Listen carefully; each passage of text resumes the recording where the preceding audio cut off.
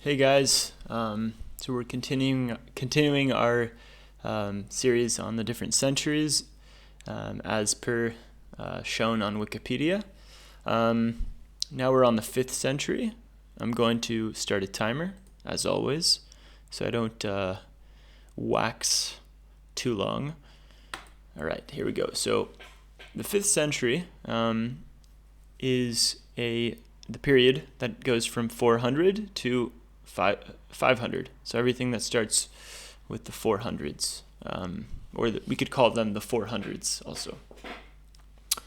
The 5th century is noted for being a period of migration and political instability throughout Eurasia. So what's that? What is Eurasia? Eurasia seems like a combination of the words Europe and Asia. So Eurasia, it's basically that. It seems a continental area on Earth comprising all of Europe and Asia. What's in green here in this picture? So it saw the collapse of the Western Roman Empire, which came to a formal end in 476. So this isn't like all of Rome, it's that western part. And it seems to come to an end, according to Wikipedia, a formal end rather, at 476 AD. This empire had been ruled by a succession of weak emperors, with the real political might being increasingly concentrated among military leaders. So it's not the emperor who has the power, it's just their strong generals, it seems. Internal instability allowed a Visigoth army to reach and ransack Rome in 410. So Visigoth, what's that? So Visigoths were a Germanic people united under the rule of a king and lived within the Roman Empire during late antiquity. The Visigoths first appeared in the Balkans as the Roman allied barbarian military group united under the command of Alaric I. So some recovery took place during the following decades, that is, after the Visigoths ransacked Rome in 410. Very cool artwork, and I'm tempted to click in. I'm going to add it to the reading list. Not like that. We're going to add it to the reading list.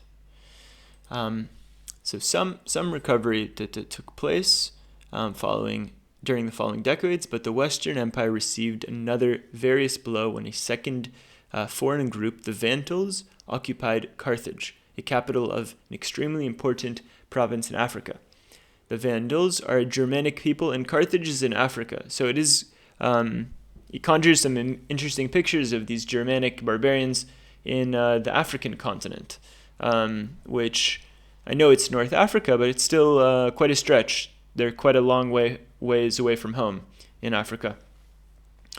And of course, this is weakening Rome. Attempts to retake the province were interrupted by the invasions of the Huns under Attila.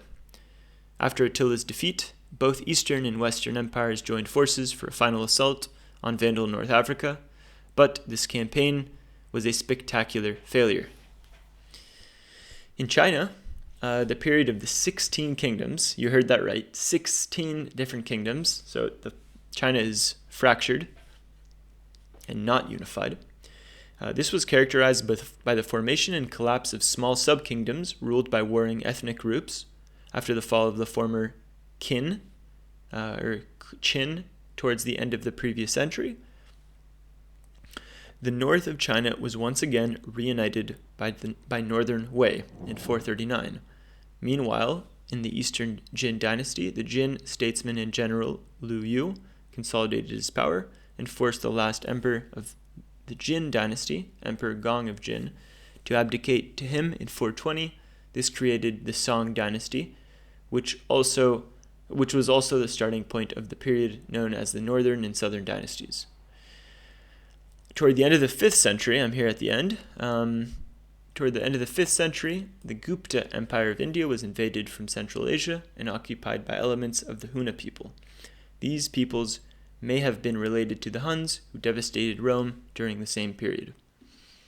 All right, we managed to finish this on time. If you didn't understand everything, don't worry. Neither did I. You can always go back to Wikipedia and have a look, or get a book on the topic. Have a good one, guys, and I'll see you guys on the next one.